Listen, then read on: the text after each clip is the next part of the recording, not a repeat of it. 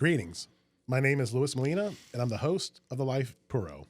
Today, I have with me Jason Poehler, super duper sales guy, who I've known since 2003. So with that, Jason, welcome, sir. Thank you for having me. Yeah, man, it's good to see you here. I guess you're a man of many names, so I've known you as PJ. What was the story that you were telling me beforehand? Do you want to impart? Early in the business, I went into a store and introduced myself as Jason Poehler, which is the professional name I started to give myself after college. And the retailer showed a great frustration. Said, "Gee, so Pete, how many Poehlers are there?" I said, "I already know Rick Poehler. I know Tom Poehler. I know Ryan Poehler. I keep getting emails from this Patrick Poehler. You just walk, and your brothers keep talking about the brother named PJ, and now you walk in, you're Jason." Yeah. I was like, oh, okay, those last three were me. Okay. Yeah. But I've always called you PJ, Yeah. I guess, because taking note from your brothers. And that's what they everyone's call going you. to call me. That's perfectly fine. I'm just not fighting it at all. You know, I can actually sympathize with that situation. So my full name is Luis Roberto Molina. And growing up, I was always called Roberto. And I was always Roberto to everyone up until college. Until I realized, like, everyone kept asking me, like, well, if your middle name's Roberto, why do you go by Roberto if your first name's Luis? It was at that point I was like, you know what, just call me Luis. So people, if you ever hear people call me Roberto, they knew me like before, this has been before 99. No, it's true. I went back in the late 1900s. Yeah. Yeah. When I came out, when I started moving over to Jason, it was easy to tell who was calling you on the phone, because if someone called up and asked for PJ, I knew it was an old friend from college or high school or whatever. They called me Jason. It was a more recent introduction, someone from work perhaps or grad school. And if it was Patrick, it was either the government or a creditor. So I was like, there's no Patrick that lives here. Right, trying to throw them off. They're the only people who use Patrick. That's Those are my funny. great aunts. They were very proper ladies. They called me by my first name. Oh, okay. Wow, didn't know that. So kind of like my situation, you kind of know who you're dealing with by how they call you or refer to you. That's interesting. Yeah. Well, it used to be. Now everyone's PJ's growing on everybody. Okay. So, and I'm happy with that. I'm very happy. There's other Jasons, but I think I'm the only PJ in the business. Yeah, as far as I know, I think you're right. So it's good. It's branding, right? Exactly. So where does the super duper sales guy title come from? Oh, it was just something fun when we were first putting business cards together, and I came on board with my brothers. I asked them to, have fun with the business cards, come up with a title, something that they wanted to. It's something to be memorable on the card. And they didn't do it. I did though. I put super sales guy on the card. And I remember my brother Tom calling me up from West Texas one time. He goes, we're all laughing at your business card here. I go, why? He said, super duper sales guy and stuff. I said, okay, wait, let me get this straight, Tom. You're in West Texas. I'm sitting at home. You guys are talking about me, right? And Tom just shut up. Yeah. Nice. I said, it's it. The card worked, Tom. Yeah. Man, I can sympathize with that too. Like, I guess I'm like you with like my siblings. I'm the one who seems to be more creative, thinking outside the box. Meanwhile, my brothers are like always ribbing on me. So maybe Arturo's more like Tom, and maybe I'm more like you in this regard. Maybe so. My sister Dee Dee, when she was working, I think she put herself down as president extraordinaire or something like that, just for fun. And that's all it meant. That title has no actual meaning to it at all. And then later, I told you earlier, I gave myself a promotion to super duper sales guy. Yeah, so. You're doing something right. I did. So I was doing right. I was making waves. Nice, man. Yeah, when I first met you, it was back in 2003 when I used to work for Don Juan at the time, who was owned by Imperial Trading. And back then, Dee Dee was still with you guys. I loved when she was working with you guys. We did too. Yeah, it was awesome. Just calling her, knowing that maybe like you or Ryan were busy. Like we can go to Dee Dee to help us with our orders and whatnot. Yeah, we had a lot less reliable cell phones back then. Oh, that's right. Yeah. It was phone technology that really changed it. We were people were able to email us directly wherever we were in the world. They could email us or text us an order, and then the phones got good enough that you were getting reception everywhere. Dee Dee was great, and I loved having her as part of the team, but eventually turned out there wasn't that much for her to do anymore. It was good to have that central person to go to and resolve things, but now that I could literally send a credit card authorization form off to a retailer from my phone or send them a price sheet or do all the things that we were having her do, it changed. The industry just changed a lot. We eventually got dragged into the 21st century. Yeah. Along with barcodes and cellophane, like we were talking about. Barcode, cellophane, those sorts of things. Yeah. Well, and so let's, before we delve into it, you gave me a cigar. What, can you give me a little backstory on what I got while I cut and light it? I gave you 2 cigars. The one you're cutting is the La Galera La Instructora box press. Okay. It's a very nice cigar. I think I told you my impressions on it. It's a wonderful experiential smoke. I'm going to leave it alone to you to figure out what you think about the flavor and the strength and things of that nature. But I think it's a wonderfully made cigar. This and the other cigar I gave you is a Delicado, the La Instructora Delicado. Okay. There's a third one called Perfeccion, and I don't have any samples of that, or else I would have definitely given you one. These are all cigars that are coming from some of the Hochi made from his oldest tobacco, like rare stuff, things he can't make in mass production like other cigar brands. So he makes a limited number of these. It's not technically a limited production because he makes more every year, but these brands are restricted to just the premier La Galera accounts that we have. They're going to be a little pricier. La Galera is a great price point cigar. It tops out roughly about $14, and averages, I think, somewhere around $8.50. But these cigars, and you'll tell me, but I think they're well worth the price point, which is going to go between about $14 to about $30. Okay. Mm-hmm. So between the 3 different brands. So this is obviously more of like a top tier, higher price point, luxury brand for Hochi. It's a little bit Hochi showing off. All of his cigars are fantastic, but some of the cigars have more special tobacco than others. And these cigars, as I said, some of his oldest or his rarest tobaccos are used to make the La Instructores. Okay. Wow. Do you have any insight, or has he revealed like maybe average age, or does he not talk about that? No, I don't know that. Yeah. Because a lot of manufacturers really don't talk about, like when I look at the sales brochures, not every manufacturer even puts like that kind of like minute, meta kind of data. Like even just like the age of the tobacco. I know some do, but like not everyone They'd be does. Updating that all the time. Yeah. It's kind of, it's more giving that information out. It just leaves more things to bite them in the butt later, I think. Yeah. And just leave a little imagination. Trust the maker that he's using these rare tobaccos. I recall people with Rocky Patel saying, Jason, these are called the 90 or the 92. Are they still being made with tobacco from 90, 92? Yeah. Probably not. So it was a very successful brand. I'm sure we worked our way through all of that tobacco. But I think that's leaving a little bit vague. Yeah. It's old tobacco. It's rare tobacco. It's something that maybe grows in a certain farm someplace. Okay. He does use some of those kinds of tobaccos in his other cigars.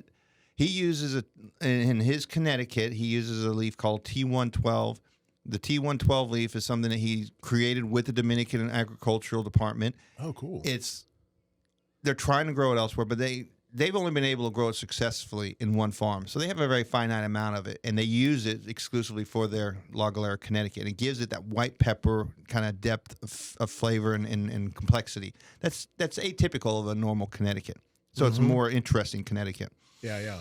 No, and just to give insight to listeners who might not know, we carry La Galera, Hochi's other lines like the Rough Riders. Rough Rider, Connecticut, Maduro. You have the Imperial Jade, which the is Imperial what Jade. I'm smoking right now. You have the Broadleaf, which is our Animois brand. Delicious. I love that. Yeah, it's great. A good buddy of mine. He loves that cigar. Fantastic. Yeah. I mentioned the Connecticut. We have a San Andreas Maduro wrap cigar.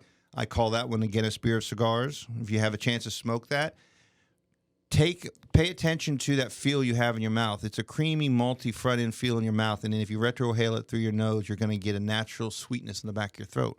Very reminiscent of swigging a good Guinness beer. Creamy, malty in the front end. You swallow that beer, you get the sweetness in the back end. Okay. And then we have a Habano wrapper. We call it the Habano, but that Habano has a Corojo binder, and that'll come in a minute when I introduce the box press. But it also has in its filler Pelo de Oro.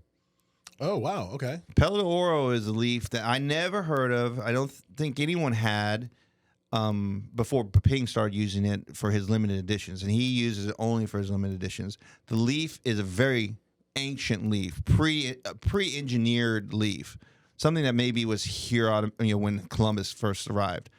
It's a shrubby little leaf or plant. It has smaller leaves. Don't get a lot of yield, but you have to work just as hard on it, if not more so, because it's also very susceptible to blue mold and other pests. Cuba has forbidden the growth of it anywhere there. But Peping grows it in special areas in Nicaragua, away from his other tobaccos, usually on like slope fields and things to minimize the risk of the mold, and uses it in his limited edition. So Hochi gets his Pelo de Oro from A.J. Fernandez. Okay. So it's also a Nicaraguan grown Pelo de Oro. That's a delicious part of that Habano wrapper. Then we have what we call a 1936. It also has a Habano wrapper, but its binder is a Criollo.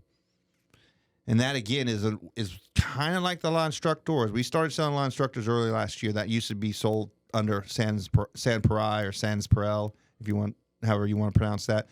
But we brought it back over. So before that, the 1936 was our oldest cigar. It uses also a lot of Hochi's older tobaccos, more aged stuff, and then after he rolls it and presses it, he lets it season much longer than he typically lets any of the others. So when you smoke that 1936 the whole body is beautifully smooth and soft. It's deceptive, but it's also probably out of those four original lines the strongest, because it starts off maybe medium, but it builds up to the point in the last third. I've many times had to put that thing down because I was smoking on an empty stomach or something like that, and I could feel the strength picking up. Delicious cigar. Neat experience too as it goes through, and it stays soft and smooth throughout it from all that extra time to meld the oils together. Yeah, the same buddy who I was thinking about who loves the Animal, he also likes the 1936. That's like one of his other go-tos from the La Galera portfolio. I think it's quite a connoisseur cigar. Yeah. Now this kind of reminded me of that. I don't know if it's just because of the box press format, just like the 1936 has. But yeah, right off the bat, I know it's still kind of early. This is very smooth, this blend, this Instructora, I guess. And it's the Habano, you said? No, that's just called box press. Okay, it's just called box press. Okay.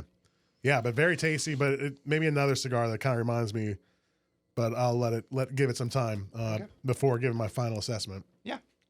But no, I mean, La Galera, I remember when you first picked up La Galera or Hochi stuff, one of the selling points I remember you informing me and my family is, look, just because they have very competitive price points doesn't make them a low quality cigar company. And absolutely. That is because why? Vertical integration. Yeah. Yep. Hochi is one of the bigger tobacco grower operations in the DR, correct? I've heard accounts that he's now the largest. We've advertised him as being the second largest up until this year, or late last year, and we were corrected and told that he's the largest grower of Dominican tobacco. Okay. Wow. So that's what I've been told. Yeah. Mm-hmm. No, and so because he controls that aspect of the business, he's able to pass the savings on to the consumer. Absolutely. So I remember when we first got them in, a lot of the cigars, at least for Louisiana, accounting for those excise taxes, around the $6 price point. But to me, they smoke like they should be double the price. Well, the exercise I had with many retailers, including I'm sure you and your father, were to smoke that cigar with you in the store, and we would discuss anything about the cigar but price. And do you remember what would happen when you were done with the cigar? I'd say, now, tell me what you would be willing to pay for that cigar. Mm-hmm. And I did that across 8 different states, hundreds of stores. And as God is my witness, not one person was ever closer than $2 to the actual retail price of the cigar. And I'd say 90 to 95% of them were $3 or higher. So, hey, Jason, I'd say I'd pay $9 to $10 for this cigar. So let's split the difference. Say $9.50. Great. Well, that's a $6.50 cigar. And that's how I opened a lot of accounts. From you guys, the retailers telling me that, your staff telling me that this cigar is worth far more than what the price is. Mm-hmm. And I think that's kind of been a key to our success. And it's something for all of your consumers out there to think about too. It's not just La Galera. It's a lot of companies that are vertically integrated who have and by a truly vertically integrated company is more than just someone who grows a little tobacco. There's a lot of vertically integrated companies. Technically, that's the definition. You grow, you make, you distribute, you do everything yourself. But if you are a truly vertically integrated cigar company, in my family's book, is that at least 50% of the tobacco in your cigars comes from your farms, your own farms. That's a really, truly vertically integrated company. Now you have that massive control of the quality and the consistency of the blends because you control all that tobacco. You have wonderful control over the price. You can price it wherever you like because you own all the means of production and the raw goods. You have control over the availability of the product by how much you produce also, since you control the factory. All those things are in your control, and there's no middleman dipping his beak in to get wet. So we're not passing on. The markups. It's a very efficient business model. So for your consumers who do not want to give up quality in a cigar, but want to pay perhaps a quarter or a third less, look for the manufacturers. Those vertically integrated manufacturers who are bringing their own products to market. Yeah. The La Galeras of the world, the Dom Pepin and My Fathers of the world, the Agnorsalis, the Aladinos, the Oscar Valladares, the AJ Fernandezes, etc. It'd be surprising. There's a very finite number of people who are truly vertically integrated. I'm not going to throw anyone under the bus, but there's a lot of people out there who general consumers think are truly vertically integrated, and they're not. Yeah. They grow very little tobacco themselves. They're vertically integrated, but not truly. Yeah. So, well, I mean, and that saves them the money. You think about it. You want to go buy something that AJ Fernandez makes for somebody else who had to add, it's $4 more expensive, or something else that Hochi makes for someone, or something that My Father makes for someone else, or do you want to just go to that company and pay, an average of $10 for a My Father cigar, or an average of maybe $8.50 for a La Galera cigar? And that's what you and I were talking about before we came on camera was, we in the industry, we always see the new entries, which, it's awesome. But, I mean, again, this is a common issue you hear time and time again. Retailers have a finite amount of space, finite amount of shelves. So when someone new approaches us, like they go to you, right? Because they're always looking to have a sales force built up and represent them. What are the compelling reasons? What's the value added? What are the propositions to make me want to, give up that shelf space to someone like a Pepin or a Padron or just someone established who already has like enough turnover? Like, what are some of the compelling reasons? And I mean, it's not a knock if a new company doesn't have their or control their own factory or manufacturing or growing process, but like I already carry, like you said, enough AJ made or enough Aganorsa made cigars. So your stuff isn't going to be cheaper than theirs, given everything else equal. So what is the compelling reasons for me to bring you in? Yeah, it's a hard question for you guys. It's and there are exceptions, like we've talked about, like the Steve Sakas or the Nick Malilos, but they were already kind of established with a brand or at least an awareness from the consumer standpoint. Well, it's you have the same problem that my brothers and I have when we try to add to our portfolio, and it's important. It's right off the bat for us to know that the company that is propositioning us has control over their product, at least at the factory level, and I mean actual, real control over, not just fake control. Yeah, not just going over there once a year. Everybody has a factory. Where else are you going to make cigars? Like, do you own your factory? Do you own a controlling interest in your factory? That's what I want to know, and I think that's valuable right off the bat for you guys to look at that. So, and if they do that, that's a good place to start. Now you're bringing something new to the table. You got different, something different. You're not just bringing me yet another Plasencia cigar, another cigar that is made by AJ Fernandez. Nothing wrong with those cigars, but you're bringing something new that I could sell to the consumer. Then I would like, hopefully that they grow some tobacco, or at least have the intention of growing some of their own tobacco so they can do something special themselves. That's really where the magic happens. Pepin will tell you, you can make a good cigar with bad tobacco, or you can make a bad cigar with good tobacco. It matters what you do with that tobacco, and it happens in the fermentation process. So you have to have the raw materials and that control right there to start with that magic, to do what you want that tobacco to do.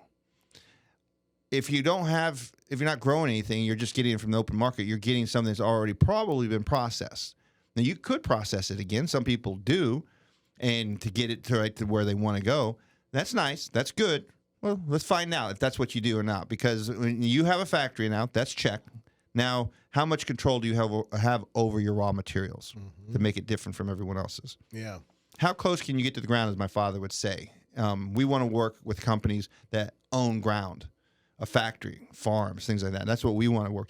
I think it's good for you as a retailer to ask those same questions. It certainly can sort out the herd a lot that way. And then for your consumers, having somebody who owns their own factory, you're probably going to get a good value in that cigar. Probably are. So that's good for your consumers as well. So you're doing you're doing your due diligence before your customer even gets there. They don't know these things that you do for them before the cigar ever hits your store. But you do those things, right? Yeah. Well, I mean, look, I remember when you first introduced us and the retailers in your territory when you picked up Hochi Blanco and La Galera. I mean, that was a value added. Was that? I mean, the price point was just so compelling, but he was able to offer that because he controlled a lot of those steps in the process. I had even a better perspective of that because I met him through working with Aging Room. Oh, okay. Aging Room had all their cigars made by Hochi. There was nothing at the time, not anymore, but at the time there was nothing in our portfolio that wasn't made by Hochi Blanco. And that included the Quattro. The Quattro that landed #1 American market cigar and Cigar Aficionado. Only beaten out by a Cuban, #1 USA. Yeah. So they were great cigars. I knew Hochi knew how to make his cigars. When I started working with Hochi alongside of Aging Room at the same time, I could smoke some Hochi cigars that were 2/3 the price of an Aging Room cigar and go, wow, there's there's not much of a difference here in the quality of the cigar, the smokability of it, or anything, but the price point. Because there was no I absolutely love Aging Room to death, and Rafael Nodal and Hank Bischoff are very good friends of mine, but they had to buy the cigars from Hochi, and then they had to cover their own costs. They have costs of doing business, so their cigars were consistently $3 or $4 more expensive than the same quality in my mind cigar that we were getting directly from Hochi. Yeah. So was Hochi obviously he was kind of more of a contract manufacturer before he really started Indian Head or the distribution company, like his own brands. So he was doing Aging Room. Were there others? Give you a little history. His family has been growing tobacco since the 1800s. Oh, wow. The factory itself has been around since 1936. And that's why we call that box press 1936. Okay. So they've been making cigars for a very, very long time for people. They've had a number of different clients over the years and been the guy behind the curtains, pulling strings for people, but not out in the front. I would equate him to maybe someone who's more familiar to the consumer's minds as Nestor Plasencia. I was going to bring them up. Very much. Nestor Plasencia make wonderful cigars for many, many people. And more recently, roughly about the same time, he started making his own cigars for himself. But he kind of went the opposite, where when he came to the market for his own brands, right? He was like opposite of like starting in the $20 range. It was perplexing. Yeah. Yes, it was very interesting. He's had great success at that too. And I thought we were kind of skeptical. Like we didn't bring him on initially because of that price point. We're like, oh man, like I know they're the man. Like they are awesome. They've been growing for 150 years. But like, man, that's such a strong ask for that price point right away. And boy, like we were totally wrong. Like the market just went to that brand regardless of price point. People that bought it, there were clients of ours forever that they never touched that price point. They were happy to spend that money or on Plasencia. So I was kind of surprised where it was intriguing to see the different approaches between like say Hochi and the Plasencias. It was definitely Hochi did his market research beforehand and saw that at the time it was becoming extremely crowded in that $10 to $12 price point, maybe you're going to say $8 to $15 price point was getting very crowded. He's like, I don't want to compete in that. I don't want to cheat anyone. I don't want to overprice my cigars. I want to make cigars. I have a factory. I have employees. They need work to do. I want to make the best cigars I can, but make it affordable for everybody to smoke.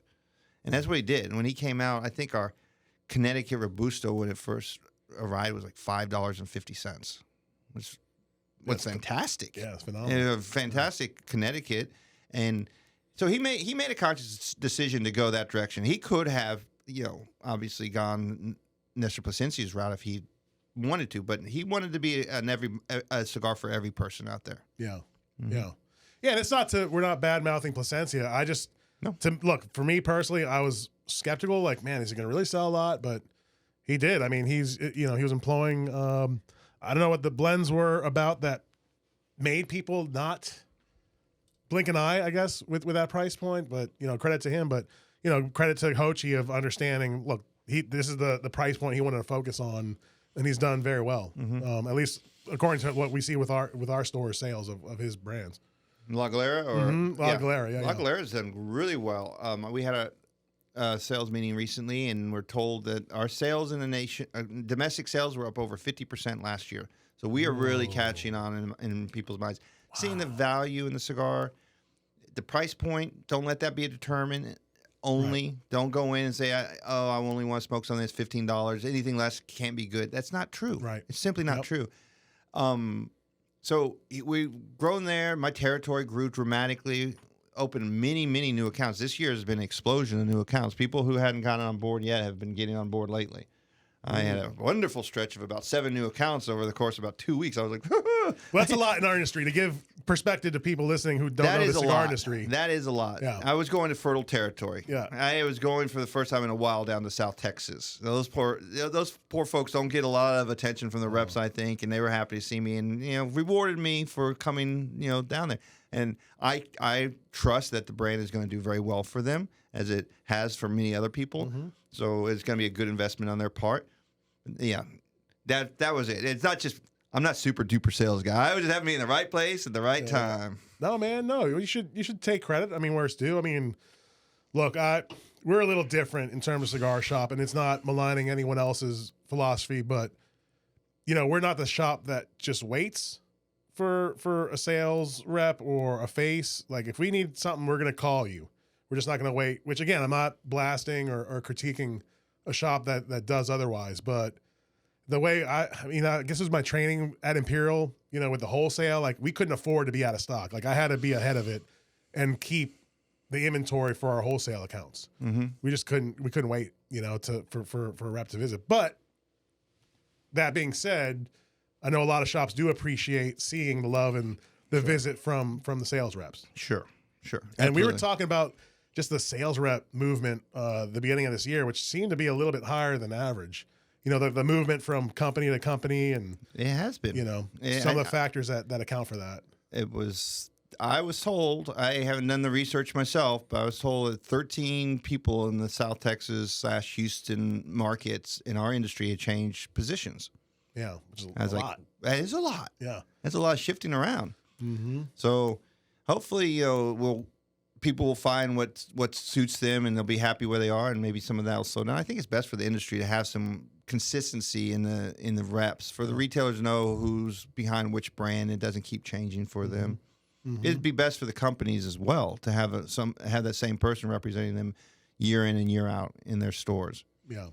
So you mentioned La Galera you represent. What other companies do you and your brother represent? Very proudly. We had Ryan on, just to let you know, episodes ago. Yeah. Oh, fantastic. I'm very proud to represent My Father Cigars. Okay. We've represented My Father Cigars since they first got in the U.S. market. And it has been a wonderful ride. They do wonderful. They're very good blenders, obviously. They're very good manufacturers. The quality of their products is phenomenal. The value also. Yeah, another company that we were I think is underpriced. We were chatting about that, and I think we're sort of a victim of our own success there, that we've managed to keep prices so reasonable, and our products have become so popular that we've caused the problem of trying to keep up with the demand. We cannot. We simply cannot do it. So we have to figure out some ways to, spread the love around more equitably to everybody. We're working on that. So they. I lost my train of thought there. Well, just with some of the challenges I know we were talking about before the cameras flipped on, you know how a lot of retailers only want to focus on maybe 4 SKU or 4 lines, maybe, where they have a pretty large portfolio. We have 20 different brands that you can choose from, Wow. plus a number of samplers and grab bags and things of that nature. And they also, well, it's a matter of being the right combination of brands. I mean, I'm not saying every brand's going to sell in every store, but out of 20 Right. brands, you should be able to find more than just the easy 3 or 4 that sell everywhere. We have those. We have probably 5 or 6 brands. Put them in any store, they're going to sell. They're staples now in stores. But here's an opportunity for the retailers to differentiate themselves from other retailers by carrying different brands. Okay. So maybe you guys tend to be broadleaf. So in addition to Jaime, add La Dueñas. Or if you're full body, add some La Antiguas, add some La Opulencias. If you tend to have lighter smokers, more beginner smokers, go with H2KCT. Add the Vegas Cubanas, new green label. Not a new cigar, but that green label's awesome. that- I call it green label, but sure. can you give me the backstory? Because I didn't know you had some input on that. I did.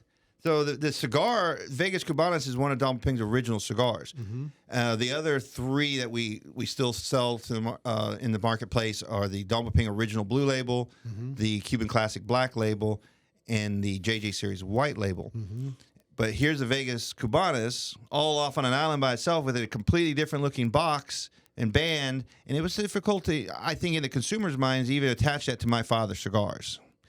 So I made a simple suggestion that we ought to take that one brand and add it to the Dom Pink series, the originals, and call it the green label.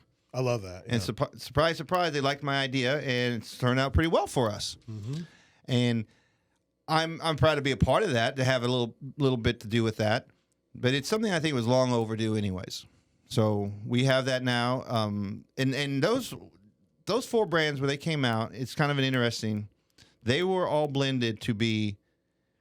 No, let me back this up a little bit. Don Pink came here after 40 years of working in the Cuban industry. Okay. Yeah, he was a roller, huh? He was everything. He started as a 13-year-old roller. Wow. He worked his way all the way up through the industry to the top echelons. He was running quality control. He was training rollers. He was blending. He was doing everything. And if there's an award to be won in Cuba in any regard to cigars, he's probably won it multiple times. This is how well known he is in Cuba. When he came here to the U.S. market, he had no experience with the U.S. market. He did not know what American smokers is like. Cubans don't give a flying what about that, because they don't sell. We won't buy their products. We have an embargo, so screw America. Right. So what did he do? I thought it was really simple but brilliant idea. He simply recreated the Cuban brands that he was making in Cuba with one difference. He started with Nicaraguan tobacco versus Cuban tobacco. So he blended the Blue Label Original to smoke as close to the Cuban Monte Cristo as possible. The Vegas Cubanas was blended to be like the Cohiba. We had one that was El Rey de los Habanos. We no longer have that, but that was blended to be like the Romeo and Julieta. Okay. The Black Label is modeled on, if I gotta remember, the Partagas from Cuba. And then the White Label was a limited edition that he made called Cohiba Especial 2000.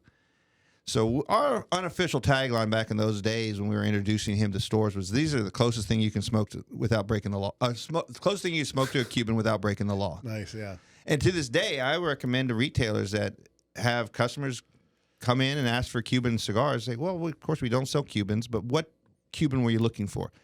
I was looking for Romeo and Julieta. Well, okay, maybe, that would have been El Rey de los Habanos. That's a bad example. Yeah. They say, hey, I wanted to buy Cohiba if you had it, or Monte Cristo. Well, I got that in the green label, Vegas Cubanas, if you were looking for the Cohiba. Over here, Monte Cristo, the closest thing you're going to find in America to that is going to be this Blue Label Original. Tell me what, buy one, tell me what you think about it.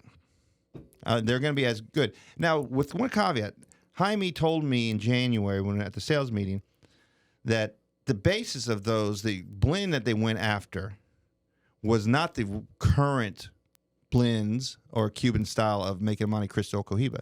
He said we went for the golden age. The best times that you could ever buy a Cuban cigar, he said, was in the 70s and the 80s. Those were the best. So they were basically blending from what they were blending back in the... They mimicked the Monte Cristo of the 1980s. Wow, that's intriguing. Okay. That was You new think information to me. So according to him, and he has obviously one of the more relevant insights because he was part of that industry. That was at the zenith, I guess, of Yeah. the Cuban industry. He Because said look, I'll say it. Golden age. Yeah, I'll say it. Like I don't care for Cubans, anymore. I think the last, which is unfortunate because one of the best cigars I ever had was a Cuban, but they just don't smoke like that anymore, and they're just so inconsistent. And I don't know if you've been following, but the Habanos Festival is going on right now. That's the famous international festival held in Cuba for the Cubans to showcase their product or release new stuff. And I saw the Cigar Aficionado article that I guess Habanos releases their numbers. They saw a 30% growth in revenue, but they didn't necessarily see a 30% increase of cigars units or units sold. It was because of that huge price jump. Like now Cohibas, which I remember buying them for like 20, 25 a stick. Now they're like in the $100 range. So it's just kind of interesting, that should give you some signs or make you wonder like what's going on with that industry in that sector. But I got some insight into that. okay. Again, at the sales meeting with My Father Cigars, we have a wonderful lady named Rose who handles our international sales. And I was really interested in talking to her about this stuff. The international scene? International sales, because I've always been when I got into the business about 22 years ago, people like Christian Roa and others would say, oh, the cigars that we make are going to the U.S. market. Okay. And internationally, Cuba probably owns the international market outside of the United States market by about 90% of it. Maybe 10% penetration is what the Honduran and Nicaraguan and Dominican companies have. It has been almost flip-flopped. According to Rose, Cuba has very much given up, or another term, conceded the international market outside of China to the American market cigars. They are shipping nearly everything, according to her, to China. China is a huge market for the Cuban cigars now. So the demand has gone up as they're penetrating that market. Prices are going to go up too. And now she told me, this is her opinion. I don't have any facts on this. I haven't done any due diligence to verify it. But she was suspecting or suggesting, if I will, that maybe about 80%, that we're now getting closer and closer to 80% of the market outside of the United States. So you go to Europe, and I happen to have been in Europe for Christmas, you saw a lot of familiar brands in the cigar stores that I popped into a couple times that you used not to see that at all. Wow. It was just Cubans everywhere. Yeah. Now you see American market cigars. Man. That's pretty eye-opening. It also explains why I think there's an even greater strain now on the American market cigars. We're making more cigars than we ever have before. The Garcias had a tremendous expansion of the production facilities over COVID, and yet we're trying to supply everybody, but now we got more people ordering our brands from other countries. So we're trying, that's again victim of our own success in a sense. La Galera has the same thing. Hochi loves to talk about how much his stuff is growing and how all these different companies or countries. I'm kind of joking saying, I don't care. All I care about is the U.S. market. But brag your as much territory. as you want, Hochi. That's cool. I don't care how much Bulgaria is buying. Right. But he's very proud of that. So there's a lot of growth there. Now you're feeding many more mouths than you did before. So it's straining our supply in the country a little bit. It cannot not have an effect. This is a topic I've talked pretty regularly with industry people on the podcast.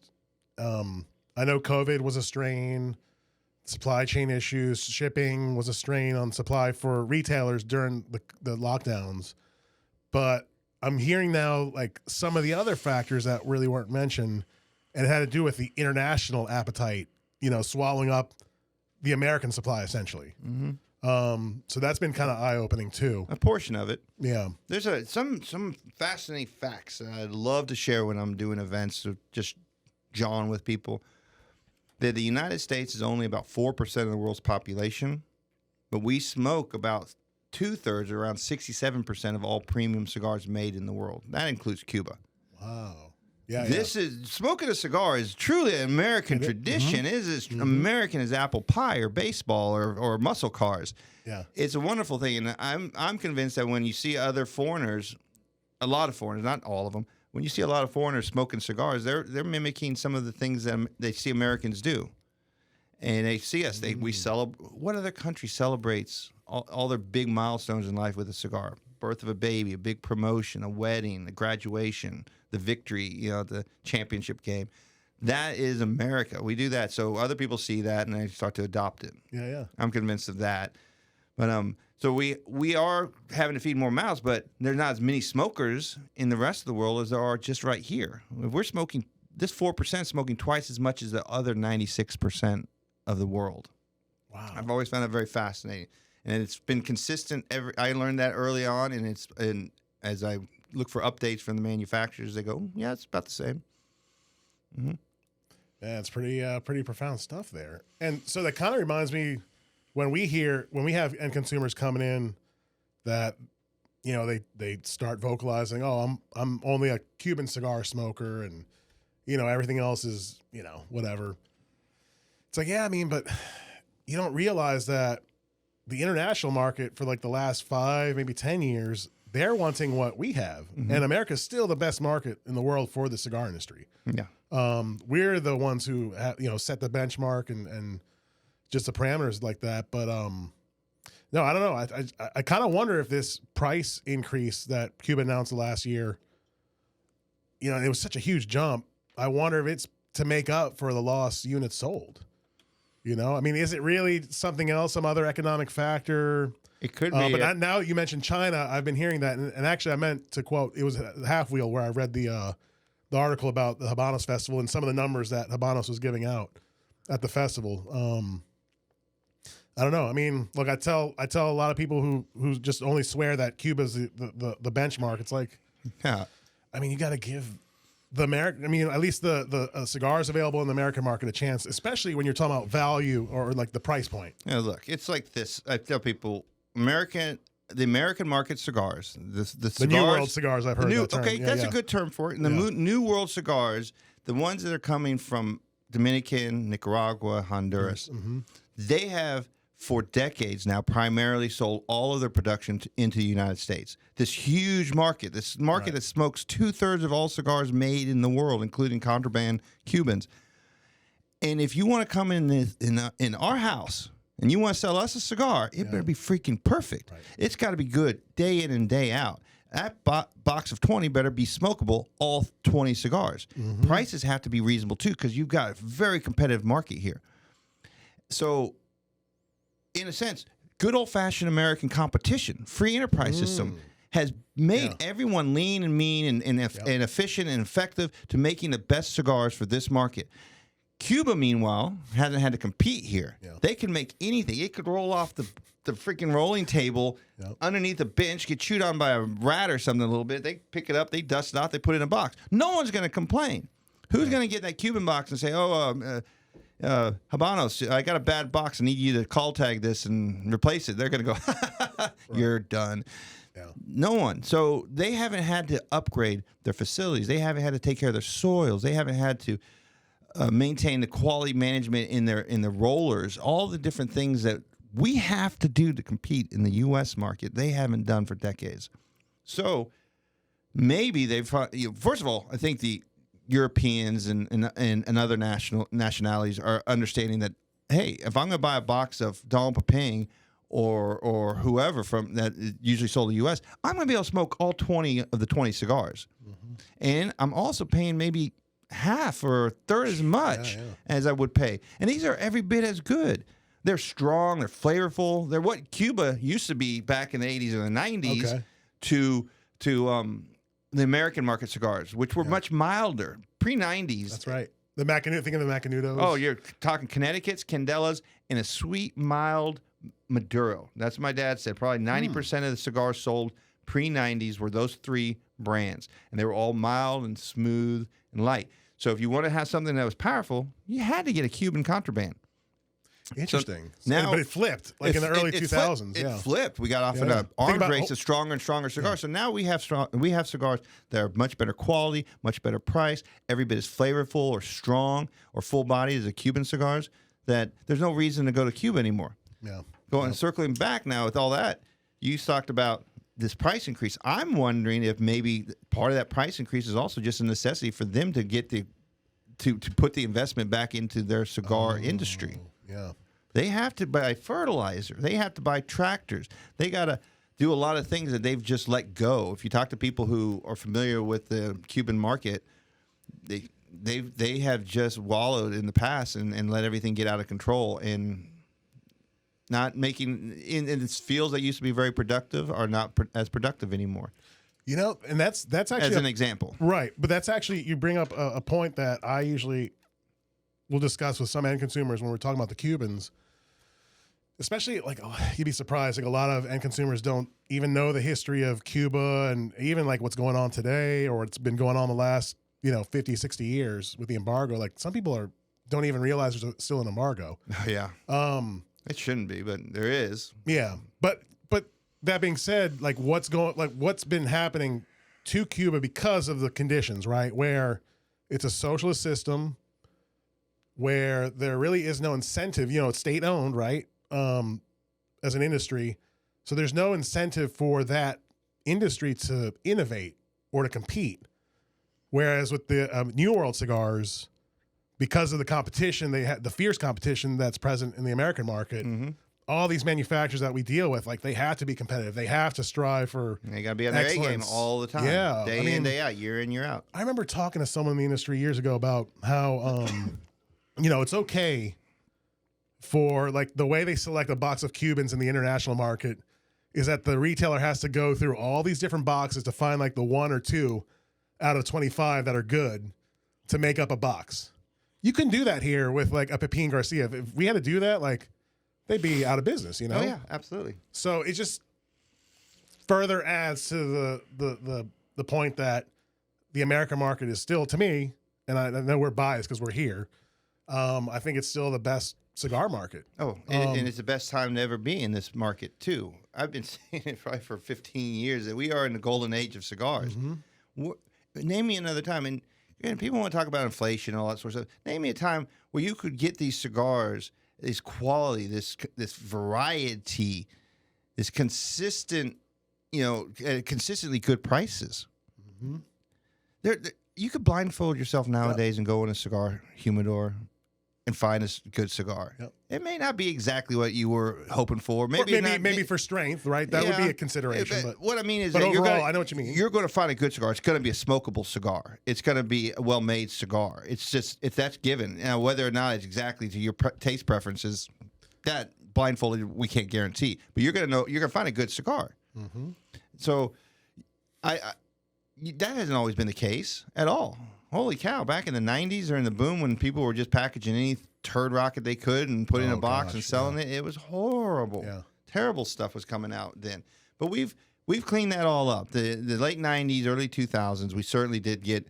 There was a huge fall off of companies in this industry, disappeared. All those no names or fly by night companies that are no longer around. or shady companies. Yeah. People, I was still when I was in, I recall occasionally getting getting cigars that left like a ring on your mouth from them painting the wrapper. Yeah. This is the dumbest thing in the world to even do. It's the easiest thing to get caught on. People were still doing that to get the consistent colors they were looking for. Doing all sorts of bull crap back then. Trying to sell off a medium fill cigar as a long fill cigar. Doing things like that, which now we would not tolerate that for a second. Oh, the one example, it's not even a cigar maker, but a humidor maker. I remember my brother bought a pine tree-lined humidor. And I was like, when he showed me that, I'm like, what? Oh man, what did you do? Like that's you don't want to store your cigars in that. Like you need it Spanish cedar or at least something neutral, aromatic, because lo and behold, the cigars he stored in there all tasted like pine. So you had a lot of these shady companies during the cigar boom of the '90s, whether it be suppliers or accessories or even cigars. But yeah, I remember those painted cigars that left the ring. Oh yeah, it's good old fashioned American competition. The strong stayed and the weak left. And I love picking your brain, your brother's brains, and your dad's brain. I mean, he's a legend in his own right. I just love hearing those stories. I do too. I love sitting at their feet and hearing the stories of the old days. Yeah, like of when he started, what, in the 80s? 80s, early 80s. Yeah, I think Ryan kind of expanded. So for people who are interested in knowing more about your father, Ryan kind of expanded, of your father's start in the 80s and how he came into the business. But started off with pipes. Yeah, that's another way. The industry was so different. It was reversed. It was reversed. 80s, yeah. Cigars. You were a pipe store. You were a tobacco store. Yeah, and you right. sold crap loads of cigarettes and all kinds, international and domestic, and you sold pipes and pipe tobacco.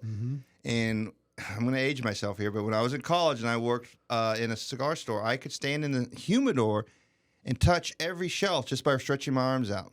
It was just 3 shelves and a sliding door, and that was our entire selection of cigars. The rest of the store in the mall was full of trinkets and things. It was, dream catchers and porcelain dragons and Hummels and all this different stuff that we had to sell. But the industry was very different. My father started primarily selling pipes and pipe tobacco. He supplemented that income eventually with cigars and things like umbrellas and Mapscos. Remember Canes. Mapscos? Yeah. Canes, Yeah, yeah. things of that nature. Selling to all these stores that sold all these different kinds of things in their stores.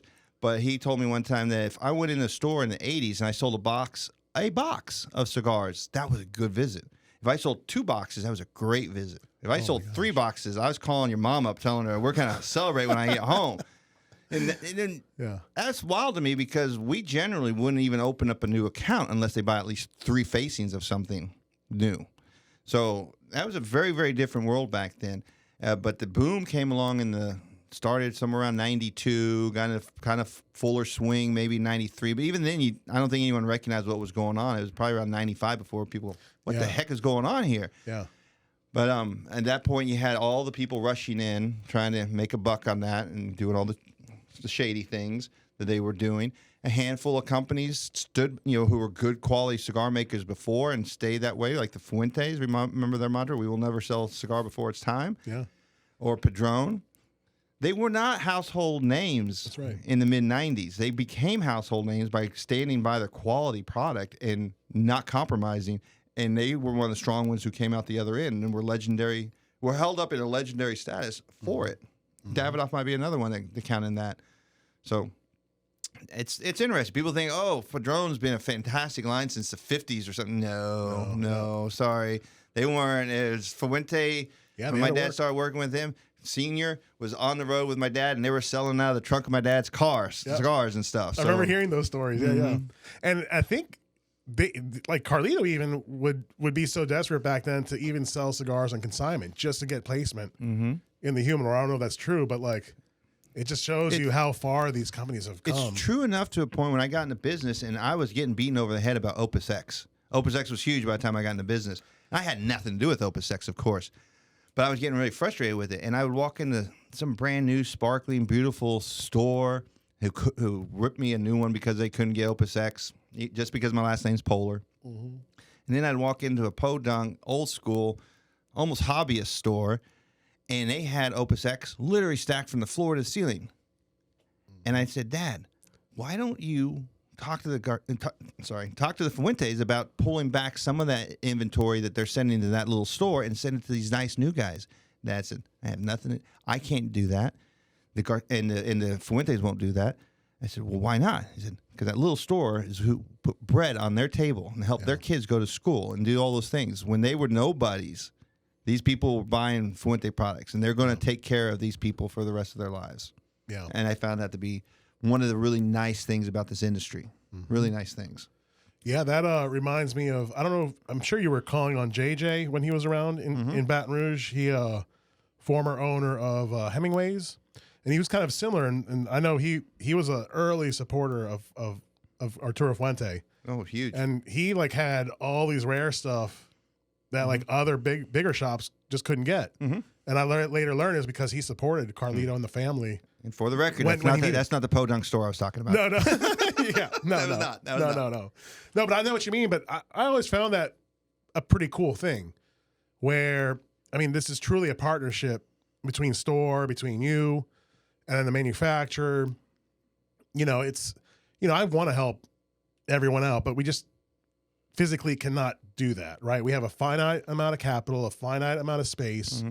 So I know nowadays, I don't know if you can maybe reiterate like what's going on now, if it's kind of a repeat of the boom, but maybe not as bad, right? Because I think the supply and demand are pretty equal. It's not just so lopsided like it was in the 90s.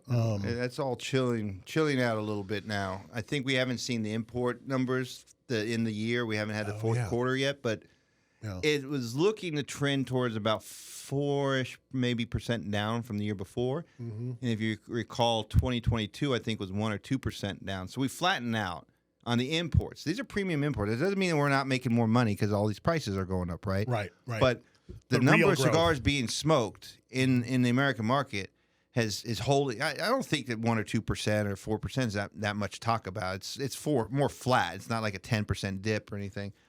And we haven't seen those numbers to wrap up 2023. We may have had a strong fourth quarter, but what we mistakenly and prematurely called a boom a few years ago, I think, is now being better referred to as a COVID bump.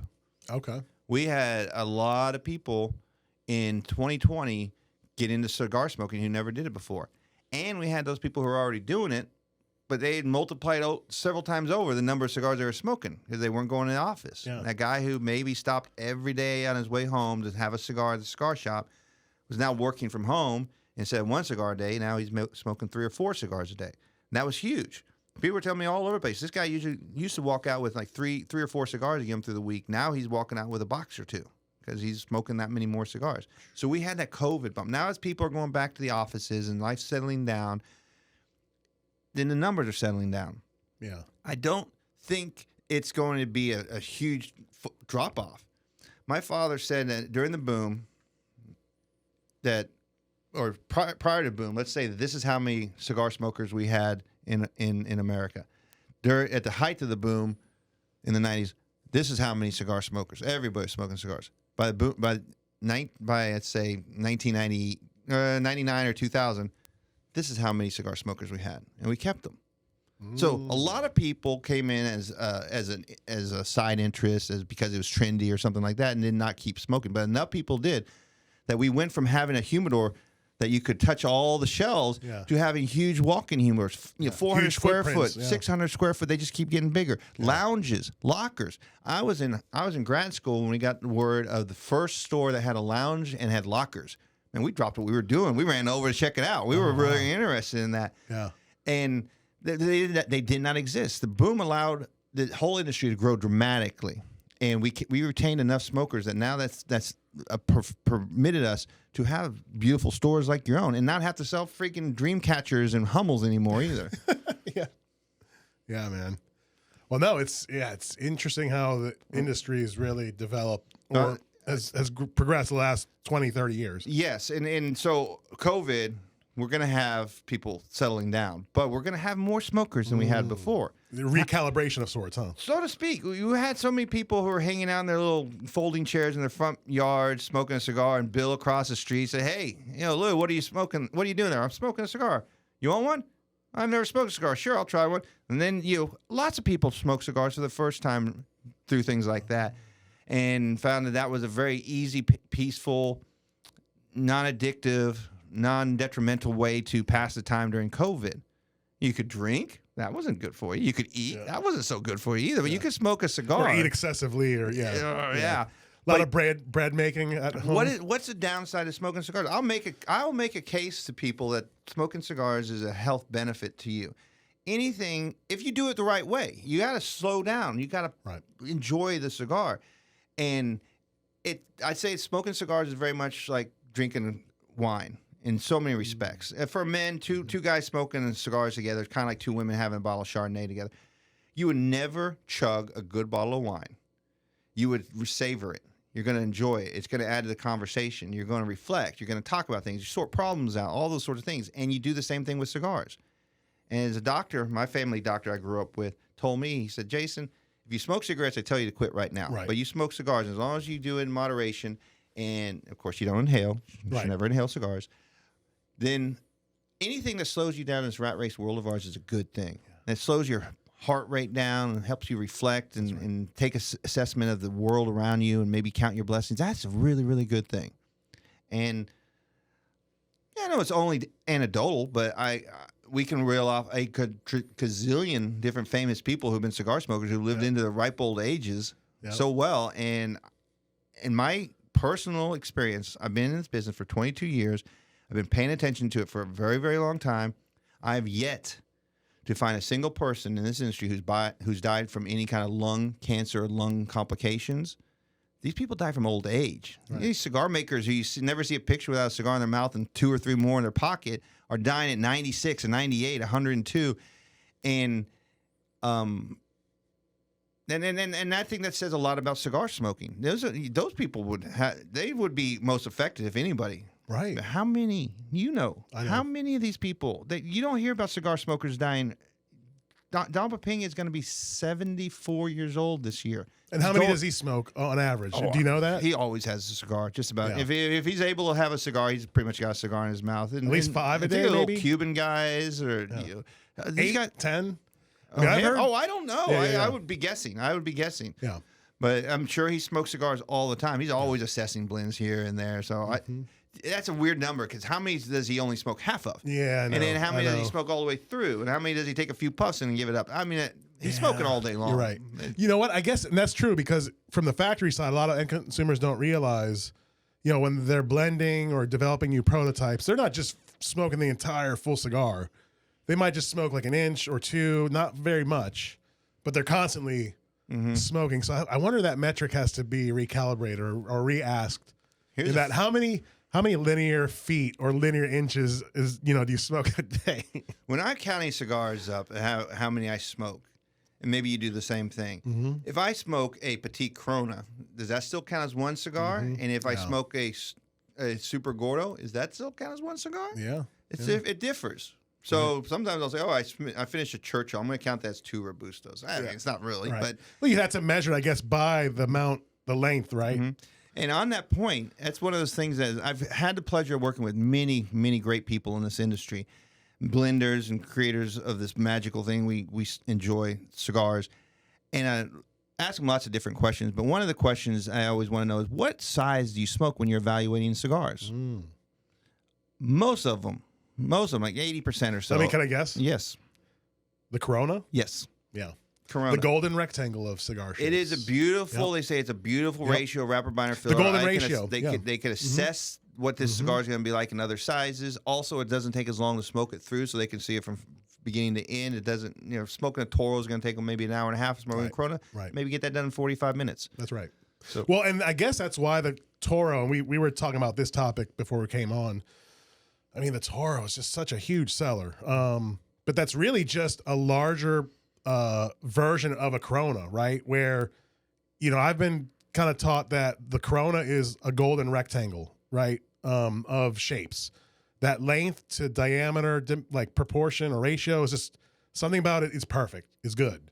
The Toro is just a larger version of it. And then the double Corona is basically an even larger version of that. But the Corona seems to be that one beautiful shape by which these blenders can use as like the benchmark for a particular line. According to what they've told me, that's true.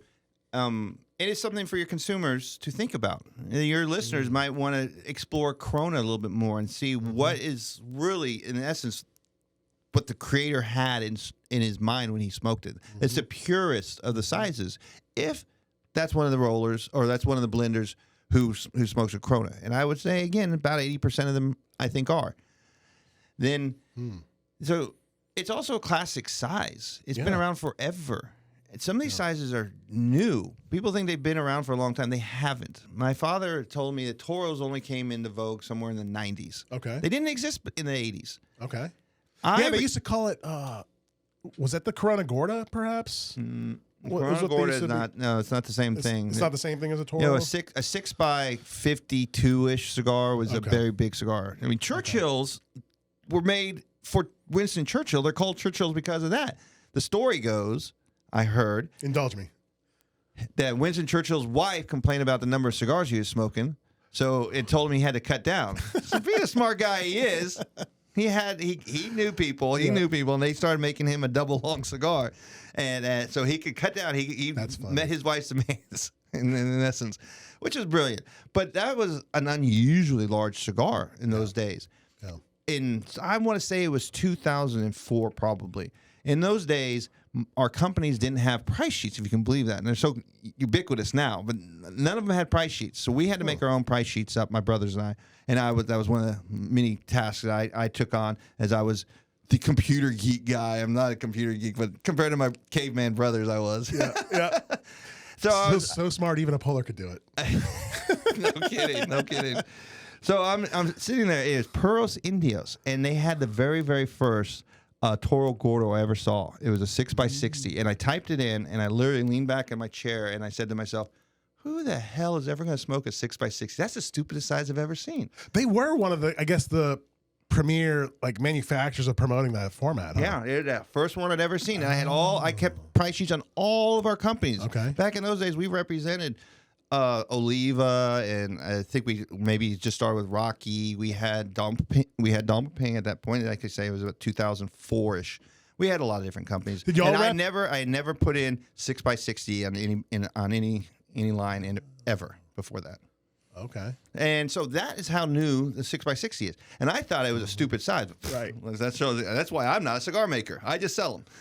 Well, but the tastes were changing too, right? Like the preferences were changing. That was never a size or vitola that you saw before 2000, really. Or not as much, right? I mean, I've heard all the anecdotes from all these old cigar manufacturers when that came out, when then when Aganorsa, push the envelope with the 7x70.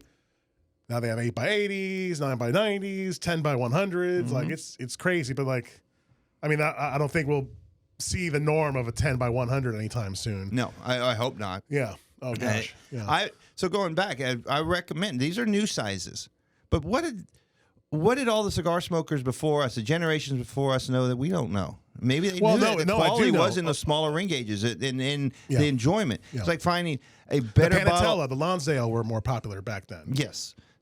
Pre they were all smaller ring gauges, and they were phenomenal. So you really got the wrapper, you got the binder, and you got the filler all in a good balance. So when the bigger and bigger cigar you make, obviously the more and more filler they're putting in. And at the prices that our cigars are going for, you're not going to get the best quality filler tobacco in a 64, 70 ring gauge cigar. I'd argue that you're not even getting as good a quality of tobacco in a 60 ring gauge as you would get in a nice Corona. Interesting. Yeah. Mm-hmm. No, I think there's something to be said of that. I mean, there's a trade-off, right? If you're going to, as a manufacturer, offer this larger, more substantial dimension, right, or volume of cigar tobacco, but you want to maintain that price point in line with a Corona or a Busto, there has to be an economic trade-off somewhere. Right. And I think maybe the quality of filler has to suffer. But not to say that 6x60s are, horribly, more horrible, I guess, or not as they're good quality, ones. right? They're definitely good ones out there. Mm-hmm. Absolutely. I'm not going to say, but you want to be, as a consumer, aware and talk to your retailer about who's making the really good quality ones. Mm-hmm. I think Ernesto Carrillo is a good one who makes big ring gauges. He was another personal, to me, a pioneer in that. Yeah. Aganorsa, without a doubt, they make some of the best quality big ring gauge cigars. Garcias do too, but they're not going to put a bad cigar out there. But I think you have to watch it and that balance you said. The size of the cigar, the bigger the cigar needs to be. If you want to have the consistent quality of the tobacco within the cigar, the price is going to go up astronomically compared to a Corona or a Robusto. And Corona, I mean, what does that mean? In Spanish, that's crown, right? So I guess it's, it's perfect that it's named that. It's such a perfect size. Mm-hmm. It's like the crown jewel, I guess, of the whole Vitola lineup. So well, that naming sizes is one of the, you want to talk about pet peeves. There's no consistency in our industry on that. What's a Toro Gordo? What's a Toro Grande? What's a double Toro? What's a double Toro? Or a Toro Fino? Double Robusto? I do not know. And they're all over the place. Well, that's what we have to tell our consumers is that, look, because there's no governing body, there's no regulatory authority that sets these rules, one company's Robusto might be another company's Toro. It's all over the place, which is why we in our shops with like the price cards, you see all the information. We'll put the Vitola name, what the manufacturer calls this particular size, but we always got to put the objective, non-negotiable dimensions, which are the length in inches and the ring gauge. So yeah, that is kind of like the confusing aspect of the industry. But you brought up a point too, in that when people come to us and tell us they either like or hate a certain cigar, I have to ask them, well, what size are you smoking in? Because that can make a difference. Oh, definitely. I mean, there are plenty of brands, and I'm sure you smoked them too, where, brand A smokes awesome in the Robusto, but maybe it doesn't really smoke as good in, say, like another format, like a double Corona or whatever, other formats. So that matters too. Doing these vertical tastings. I could give you an example of that. So here's a little cheat when you're smoking anything from the Garcia family. If Don Pepin made that cigar in a Lancero, there's your hint to smoke it in a smaller ring gauge. He may make it in a big ring gauge as well, but that's because the market demands it. But I found that when you look at Grand Oferta, look at the Blue Label, these cigar or mesas who have wonderful Lancero, and it's a fine cigar. I don't think you get the same experience when you go into the bigger ring gauges. You might be, in your mind, it might be an economic trade-off that, I'm getting a bigger cigar, I'm going to smoke it longer. But you're not getting as good a cigar. Don Pepin says, this is good in a Lancero. You should smoke it. Maybe not a Lancero, but you should smoke it in something else that's smaller ring gauge. That's interesting you bring that up, because I've found lately, like in the last few months, that there are more customers asking for the Lancero format within Pepin's lines. And we're selling a lot more Lanceros. I think the Blue Label, or what's called the original, the Don Pepin original, that Lancero smokes awesome. And I know the My Father number, was it number 4? I think. Oh yeah, they do a Lancero too. Yeah, all of those are great cigars in smaller ring gauges. So my favorite in the I'm a Corona guy anyways, but for all the reasons we've been talking about. But if I'm gonna, I smoke anything in the My Father original line, but I love it in the Lanceros and in the Cedros Deluxes. Oh, okay. Mm-hmm. Yeah, the I like smaller those ring Cedros, gauges. yeah. And I think they're far superior to smoking that. Still wonderful cigar in a Toro, but it's just better in the smaller ring gauges. Now, going back to, it's interesting how we were talking about how Pepin was blending a lot of these lines as like a substitute or an homage to like the old Cubans that he was familiar with. That's kind of like what we pitch our customers, that when they ask for a Cuban, we usually will talk up Padron or My Father as like the best alternatives for the Cuban profile. And I just personally, I know it sounds like I'm biased, but I think they've just far surpassed the Cuban profile in general. So there's a thing about Cuban premiums that I learned a while back, that apparently, correct me if I'm wrong, I think the Cuban, and you get into the premium lines, they all have double binders. Something that a lot of people do not know is that every single cigar that My Father makes has double binders. My thinking, I've never quite got a satisfactory answer about why they do it. They're secretive. They don't want to give away, Mama's recipe or anything. Sure. But I think it's because, again, when Pepin came here from Cuba, he didn't know anything about the American market. I don't know if he asked questions about, well, how many wrappers do you got or binders do you use here? He just recreated the Cuban cigars as close as he could, and in doing that, he used double binders on everything, and it stayed that way ever since. And for many years, we didn't know that. They introduced the line at a sales meeting. I want to say it was Connecticut, whatever year that was that the Connecticut came out, and they mentioned the double binders. And I raised my hand and said, oh, my gosh, we're going to put double binders on this cigar. That's going to be a great selling point. And they looked at me and said, Jason, we do double binders in all of our cigars. I literally was waiting for the duh at the end of the sentence, but it never came. Wow. And I turned around to the other sales guys and I said, is that so? Did we all know that? And none of us knew it. They had never bothered to tell us that they were double binders on all their cigars. That's always been a selling point to me, that we're unique in that. And that goes back to Cuban. So I think what you're saying, where if you want to smoke if you want a good Cuban, but you can't get a good Cuban, the next best thing is going to be a Don Pepin. Anything that has the My Father brand. And that, by the way, does go for anything that comes out of their factory. Right. So this would also apply to the Ashens that we make or they make. The La Roma Cubas. The Ashens they make or the Tatuajes, they all have double binders. Even down to our tobacco Baez has double binders. Wow. And the Baez, that's the name of the town? It was one of the factories. I think it was the first factory that Pepin worked in Cuba. Oh, okay. Okay. Man, there's just so much more I want to explore, but we're kind of running out of time. Man, this was a good talk.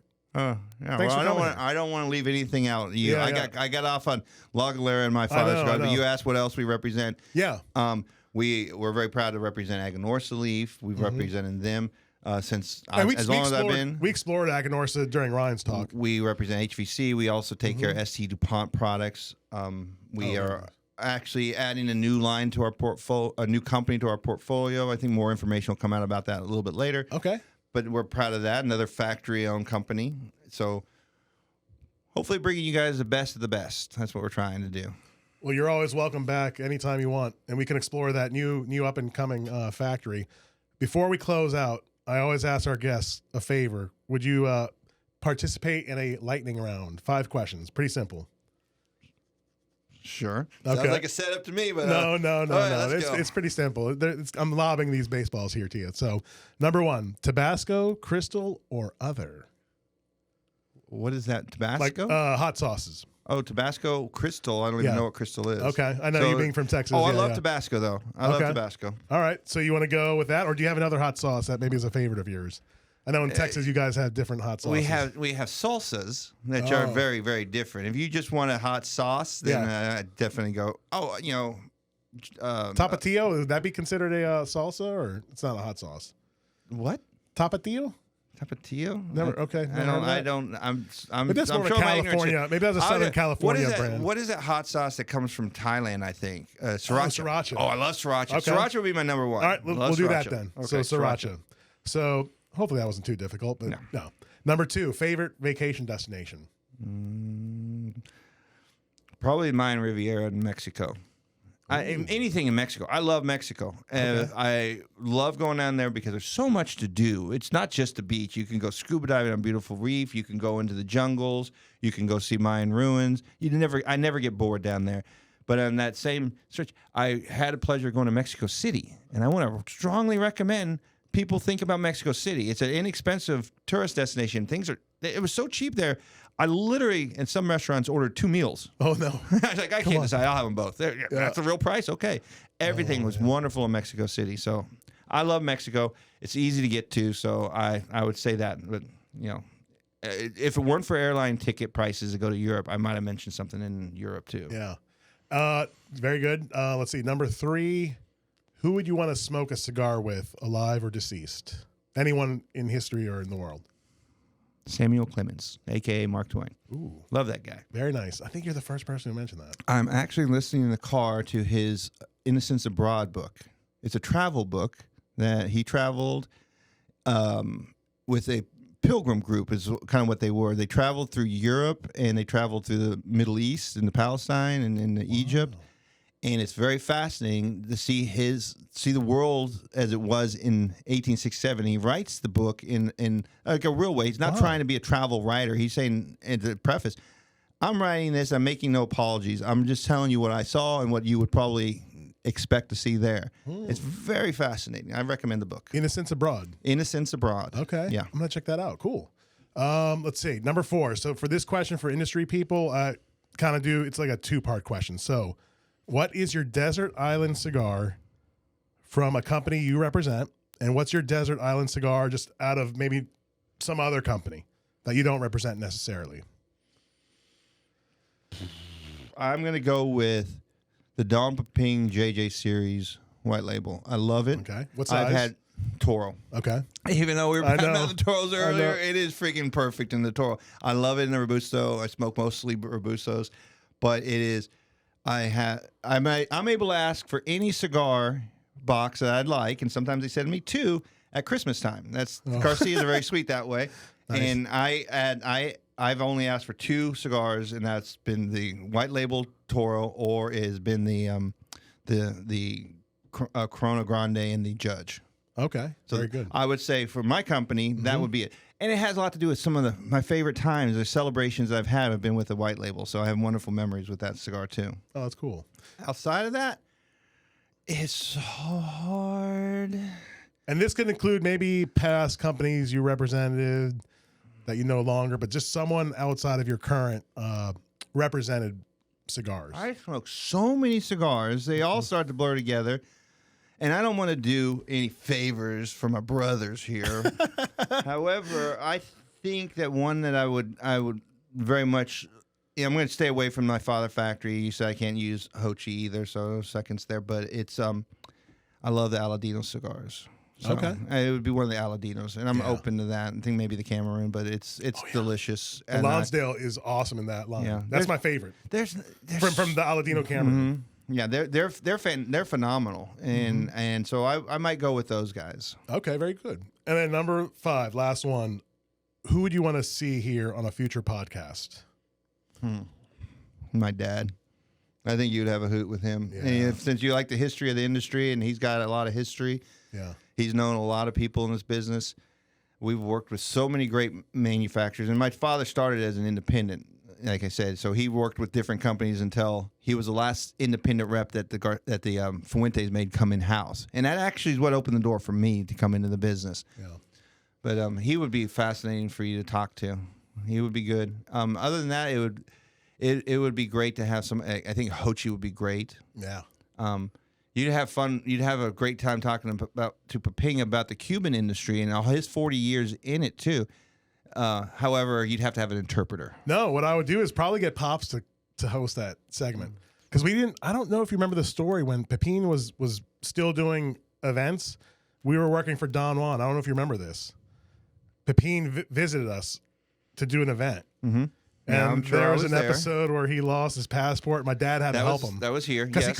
he couldn't speak English. And my It dad happened right helped here him in out. good old Baton Rouge. I know. And that delayed the grand opening of their factory, by the way. And I got blamed No, for it that. didn't. Yes, it did.